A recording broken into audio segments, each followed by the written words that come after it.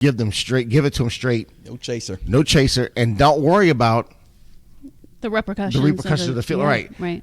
It's not about a fuck your feelings situation. It's about, bro, you need to hear this. You're right. Mm-hmm. And I think that's what we all need, that person in our lives. You do. But I think a lot of us do not have these people. We have not necessarily yes people, but we have the people who coddlers.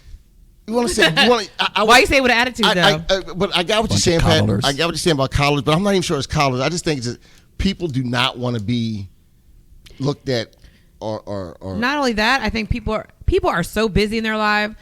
If I have to tell you, Keith, you're acting like an asshole and you're gonna be mad, I don't have time for that. I got these kids to feed or whatever I got to do.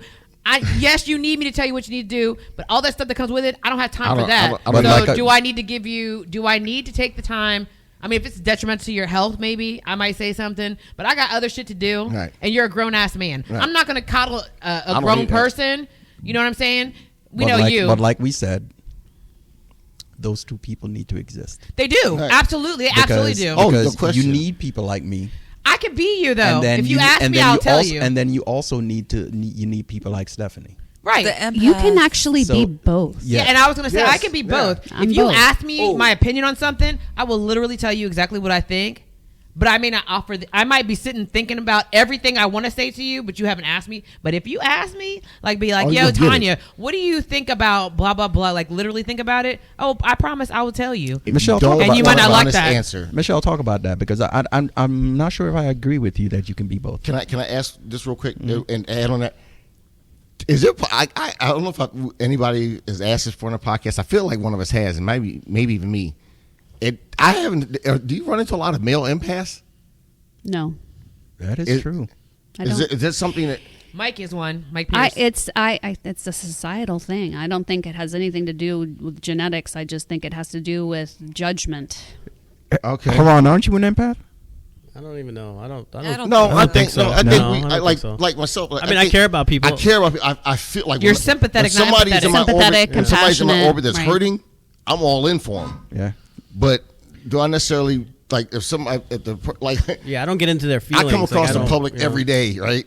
And I know people come across me. I can see that they're somebody, but I ain't gonna lie. Yeah. If I don't really, So Michelle, talk about that, because I don't know if I agree with you on that. So I will tell you like it is, and you won't want to hear it, but you'll listen, and I'm gonna hold your hand through the process of fixing it. Right? So I can still be brutally honest, and I can still say the things that you need to hear but maybe don't want to hear, but I can also love you through the process of getting you to the other side. I totally agree with you. Ooh, I just said but aren't you all right, I'm thinking about my thought here for a second, because the empath in you will feel bad about what you just did. But we can compartmentalize. Yeah, that's what I was going to say. I compartmentalize. I'll tell you, I made one of my clients cry really bad. And I felt bad about it, obviously, because I don't like making people cry. But she needed it. She needed to hear what I said. So her need for her to hear it superseded your feelings of hurt for her. Well, you did it for her benefit, right? Right. Yeah. So, but that superseded her crying, you being upset. Her being upset for her crying. I am here with her. I just had one of those rude, crude Keith amalgamations saying, as a person, like what she does, she'll tell you what you need to hear. She'll hold your hand through it, but she ain't gonna wipe your ass. Right. No. So I'm gonna ask you the same question that I asked Mike Pierce. Healers need healing.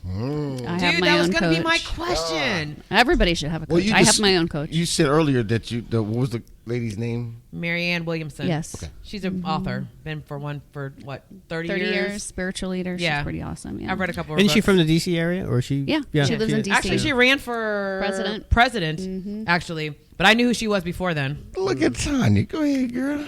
I'm a nerd. So when you're in your healing mindset, do you sometimes catch yourself actually thinking about what you do, like when you're talking to your coach? Are you also analyzing what you're saying through the experience you have as a mindset coach? It's like a head coach trying to be coached. No, not at all. And I was actually thinking about this yesterday because I do a lot of networking, and look, there's a persona, right? Like, oh, she's a mindset coach, she doesn't have shit going on, and so people just think that, and I got my girlfriends where I'm just real and raw on who I am, and I don't wear that mindset coach hat, right? And so you have to be able to do that, and I go through every single day. I'm learning something new. Every single day I'm learning. Every single day I'm using the skills I have to check my mindset. The biggest thing for me, and the biggest thing for a lot of people that you need to get with, is just the self-awareness. Like, just if you're an asshole, embrace that shit and do it with integrity. I love integrity. love being an asshole. I love you. Whatever it is, like, you need to have self-awareness. And the other thing too that I think a lot of people deal with, and I know I did in this marriage, was not to see yourself through the lens of other people all the time. Wow.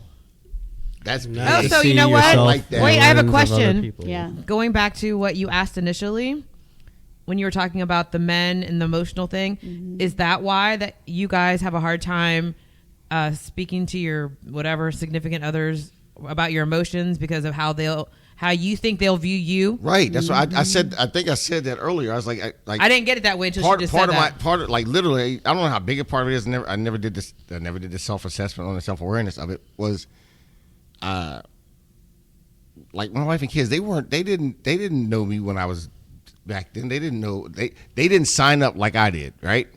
So part of me saying of doing it, I don't want to unburden myself, unload that stuff on them. Like, it's kind of a segue to what I was going to ask you later about. Well, we'll talk about it later about the kids thing. Like, I really appreciate what you said about the kids. Like, setting. I didn't even realize I was doing it. Was giving that mindset of choosing your own path and making it positive, because we talk about it all the time. Like, I was forced to go to church, right? Like, it was not a. My dad talk about it now. Like, boy, you was raised in the church. You should. And I'm sitting there going, in my head, I'm going, yeah, I was. That's why some of the shit I do now is so fucked up, because, what I saw and what I had to do, So I want to talk about, can we bring that up later before we anything? No, bring it up now, man. Okay. I had this. I will take it a step further than what you're saying, and I'll say it like it was for me. It was religious abuse that I went through. I was going to ask you. Straight up. Like, not want to assume, but you said 14 kids, right? Were your parents Catholic? No, it's a blended family. They were divorced and had a ton more kids. Oh, but Jesus Christ, even still. Yeah. But the church, I mean, it was, we were just kind of drug along, and some of the stuff that we saw was just not okay. It was not okay. Right. And, you weren't given a choice. Right. That's why I said, I'm. And you were shamed. There was so much shame. What's your spiritual platform now? I believe in God. That's been proven. We all have the God particle, right? So there is a God, and I kind of call it the universe, because it's just easier for me to associate that with an energy. And I do believe that, there is a collective energy, and we have no idea what it looks like beyond, because our brains could not possibly comprehend. I mean, you start talking about like parallel universes and my head explodes. Right. But by being able to, be in a good energy, when you are like when you're in the flow, and I think everybody in this room knows what I mean when I say that. When you're in the flow, it's like, damn, I'm in the stream. Like, everything is happening for me. And that's kind of where I want to get every day. And I believe that is, the spirituality of life. I like the way you put that, dude. Me too. That was I like fly, the way you right? put that. Spiritual Go back, platform. piggyback on your word from that omnipresent, omnipotent, omniscient being. The big guy in the sky. Big guy in the type of sky, thing. right? Yeah. I mean, we humanize it so much. Yeah. That's because we don't utilize our brains that much. If we're only using 3 to 4% of our actual brain capacity, what are you gonna? And we're Some thinking of on the us lower, like 1 or 2. right? I think there's a lot of people on the 1 or 2 level. But if they're only using that, you have to. It's almost like Life for Dummies or Energy for Dummies. Right. You know what I mean? You have to dumb it down so that you can rationalize. So it makes more sense to rationalize a person. You know what I mean? Something that you can physically see, something that you can That's know why you can I let touch. my It makes it kids. easier. My kids, I just like when they were little, I just let them go with their imagination because why not? Again, analyzing the thoughts. What proof do I have that it's not true? What are the facts? What are the facts? So, like my son, you know, he wanted to be a chameleon. And he used to tell me all the time, Mom, I know it's going to be weird when I'm in a terrarium, but you can still pick me up and hold me. And I'm like, all right, that's Oh Yes. my cool. God, that's so Cool. cute. Cool. I love you, buddy. Can you talk to Patricia about her being an alien? She Yeah. thinks she's an alien. No, I mean, we're all kind of Well, aliens, right? I mean, said I feel sometimes like I don't connect with the human experience in the right way, and I'm like, I wonder if I'm an alien. That's the Melania in you, baby. That's what we love about you. Yeah, no. That's what we love. I About I think Forget I about think these it's a mindset feelings. that you just if he said. dies, he dies. I love it. Is that your alter ego? That's from Rocky. No, I was making some comment about how I love that Melania tape Yes. where she like went off on the White House Christmas decorations. Fucking Oh. I don't think decorations. people get her. I think what she was saying is they want me to like fiddle around with Christmas decorations, but then they want me to have opinions on things like immigration, and it's like conflicting. Yeah. That's what she was trying to say, but she was talking to her friend, so she used a bunch of fucks, and it was awesome. Yeah. because it was like real personality and stuff. Honestly, I think that now, I ain't gonna lie to you. I don't particularly care for any part of that family, but when you like what you just said, because I kind of tuned into that when they were talking about that, and I was saying to myself, that's the first lady, right? So in some places, like we've dumbed down the first ladies to the Rose Garden and other things. Some of these, like Nancy Reagan, practically ran the White House for 7, 8 years because he was brain dead pretty much the entire time, right? So to ask this lady who's next to the quote unquote most powerful man and the leader of the are you excited about some fucking tinsel? No, I totally got like that was Tinsel or not like But the realest also, moment for why her. aren't you on the border saving people? And she's like, well, because there's laws that I can't change. Why not? But sure, I'll put up some tinsel. Right? You know? Like we give a shit about some damn tinsel when we got people dying. I think that was the point. No, Anyway, so we were I want to go back to what you said because I want to repeat it for you so you can hear it. You said, I just don't think I relate to other people the way that I should. No, to the human experience. To the human experience, Right. the way that you should. There is no should. So you are putting into your mind this doubt that you are somehow normal. There is no should. You don't have to relate to anyone in any certain way. And when you kind of think of it that way, it's almost like it's a negative. No, it's more like the whole like valuing life for the sake of life. It's not relating to another person this way. It's to the like even we were talking about this with Mike. You know, like as a kid, I used to tell my parents like, well, I'm an alien. Like I'm not from here. Okay, so that's like the chameleon thing. I was also super Right? obsessed with The Little Prince as a book, and he had his planets and whatever. But it was just sort of this feeling of like I'm an observer of this world, Okay. right? Rather than A participant? yeah, I mean, I participate, but it's from the point of view of like, God, this place is jacked, I think that all the time. Then right? I do You're too. super judgy. And it feels super judgy. You're super judgy. I am not- too. I judge, but I don't condemn. I think Okay, everybody's gotcha. El Loco to the extreme. Yeah, I'm just like, man, Like, this why whole would place you- is That's whack. why you can that's the cool thing about building. That's the cool thing about my atomic bomb, is that I am designing my life exactly how I want it to look, and that includes the people and the experiences and how much Whoa. news I watch or don't ever watch ever. and so you can create your Okay, own so experience. that's the opposite. I feel like stuff just sort of happens, and it's all been like relatively good. Don't get me wrong, but it's sort of like, yeah, like jobs I've gotten. It just kind of happens. You know what, right? though? Like I've never been like, when I grow You up, haven't been intentional about I'm it. gonna do X, Y, and Z. But you know what? That It's might just be sort a of good like thing because relationships. because you're not an empath like me and Stephanie. You are able, maybe subconsciously, you are intentionally manifesting these things to yourself. Well, see, I think that might, because I remember Like, so I don't have the choice. You are. So I think it's subconsciously you're intentionally manifesting Maybe, things yeah. like in your head, subconsciously, you're like, I don't want any weird shit to happen to me. So weird shit doesn't happen to you. You know what I'm saying? I mean, not that you necessarily verbalize it, but like me and Steph, we could just walk in a room and all of a sudden it's like 1,000 energies are just like thrust upon you. And Like, you're trying to sort them out, like, get away. Like, Let me figure out where I want to be at. I'll see opportunities. But are you really saying get That away though? sounds. Like a B-rated movie. Like, it's weird, right? It's Keith time. Stop thrusting upon me, please. Yeah. With your energy. Keep your thrust to yourself. And then comes the brick wall, like, let's shut it down. Let's keep all these people away because they're killing me. It's interesting that you said that, Tanya, because The thrusting or the No. it's the energies that come at you, right? Because I know what Stephanie does, and I think I know what you do as well. What do I do, Patrick? No, it's you are not. When you see these energies that are coming at you, you don't necessarily turn around and walk the other way.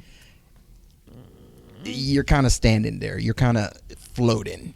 You're kind of floating with the energy, and then you get tired of the energy. Well, no, it depends. Like, so when we went to that bar that night, remember we went to the bar, and those girls came up, and I was like, I don't know where it was. Like all of a sudden they came up out of nowhere, and they were just right here, and I'm like, what? In my head, I was like, what the fuck?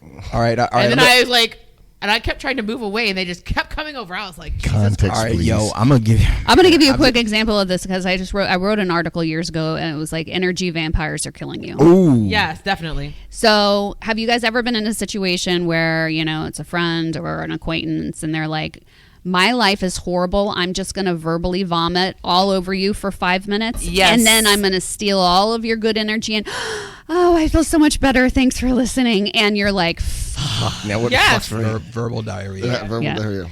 That is the whole, like, figuring out how to manage that to either shut it down or put yourself in a bubble to where you are not affected by that. Like, you know, it's hard. I'm definitely getting there, but yeah, there have been times I'm just like, and it's always random people for me. Like, I don't care where I go. I don't care where I go. I make friends. It's not because I want to necessarily. I'm not even thinking about friends. We're gonna be getting Friends. really Friends. close to closing out this podcast. But talking about this reminds me of a story that I had, and I told Stephanie about this, and she says that's that asshole in you, right?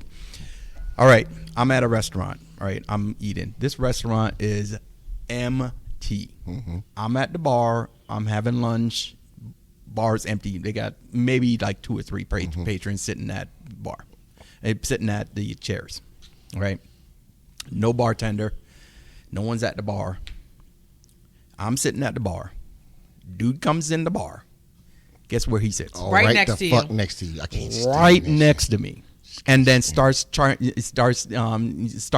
conversation. you up? Starts chatting me up. Which is weird because you don't seem that friendly. literally, this dude. This is my reaction to the dude when he. All right, we're gonna role play. You just start talking to me. Hey man, what's up? What are you drinking? that look right there. That look right there. The fuck are you talking? That's and he didn't get it, did he? He kept going, didn't he? That is exactly what I did to the dude. But he kept going, didn't he? Nah, he shut up. Oh, he figured it out. He shut up. Because I'm like, that to me is like a guy being in the bathroom in a urinal and ain't nobody else around, and the dude comes sitting right next to you and want to compete. Bruh. So what if it was a girl? Would you have acted differently? Ah, you're goddamn right. I think a lot of it has to do with She could use a urinal. this bubble that we were raised into, because I'll tell you, when I went to college in Texas, I was like registering for classes in line, and all of a sudden this girl like comes and twiddles the back of my hair. Oh my gosh, do you color your hair? Your hair is so pretty. We should get together and color our hair together sometime. You must have went to UT Austin.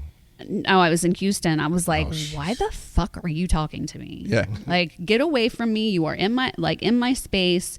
And but she ended up being one of my best I friends. knew she was gonna say that. I knew she was gonna say that. I knew just it. people You did like color that your man. hair, didn't you? That man that sat next to you at the bar, he might have had something for you. Yeah. Or you might have Hey, had something for Pat, him. hey, Pat. I'm good. Not that. Yeah, not that. he might have had. He might have had something for you. His thrusting energy. Is that what it was? You Yeah, I'm good. appreciate his That's like, thrusting no, energy. we go with this. I'm Too good. much thrusting energy. He's like, that's it. We're wrapping up the podcast. It's over now. They've gone too far. No, All right, so we're gonna close down this podcast here, but you know how I always close a podcast. So at Real Energy Podcast, we're all about serving purpose, right? So Michelle, I'd like you to give all of our audience members or that are watching or listening to us mindset coaching, being in the proper mindset, purpose. Okay, there were actually two things that I wanted to definitely end out on. One of the things that you had touched on, which was kind of like that amazing, grateful feeling that you have in helping other people, even if it's just, a quick check-in. There is a philosopher named Joseph Campbell. Way back in the day, he was actually a Greek mythologist or whatever the hell that is. But he had this philosophy about something called the hero's journey. And the hero's journey is about every story that has ever been written ever in the world. And it goes something like this. You are home and you're happy and everything's normal. Then you get called away to slay dragons and overcome obstacles, and you win. And then you come back home and your purpose is to share your story. And that is life over and over and over again. We are heroes in our own lives, and our purpose is to share with other people so that they may learn from us. The other thing that I wanted to talk about was something a friend of mine taught me, which was about awe and the power of awe, and remembering that we are so small in this giant universe. If you can find moments of awe every day, it brings so much joy and perspective to life. And when I say awe, it could be, something like looking at a 85-year-old couple holding hands walking across the parking lot. It could be watching 3 butterflies, fly across your view. Just finding the night sky. Right. I mean, Jesus, every time I need perspective in life, I just go out and look up at the stars. Wow. Wow. This is life. It brings you back to the moment. One of the things that we didn't talk about that is so important in mindset is mindfulness and being present. We live in the past and we live in the future, and neither one are real. They don't exist. The only thing that exists is this moment right now. And you have a choice in life. You can choose to be happy or you can choose to be miserable. It doesn't matter the situation that you're in. It is a choice that you make. It's practice, but it's a choice that you make. And you can find joy, and you can do anything that you want. You can. You have to change your thoughts. You have to change your thoughts. Your book, how can people get it? Amazon, The Magic of Mindset 5-Minute Daily Journal. That's a really great one. I'm very excited about that. And Running Down a Dream, the Ultimate Beginner's Guide to Manifestation. And also just came out with that new group coaching program, the subscription. It is going to be life-changing. I am going to be doing my first training April 5th. So registration is underway. You can go to jointhecoconut.com/The Joy Project. Cute. Thanks. Anyone else have anything for Joy the Coconut? And the coconut. I am the coconut. I am the coconut. I'm the joy. Thank you for joining us on this episode of the Real Energy Podcast. Don't forget to check out our YouTube channel where you can see all of our videos. Check us out on your favorite podcast platforms, Apple, Spotify, you name it, we're there. Just like and subscribe at all. Love it. Peace. Love, peace, and hair grease. Thank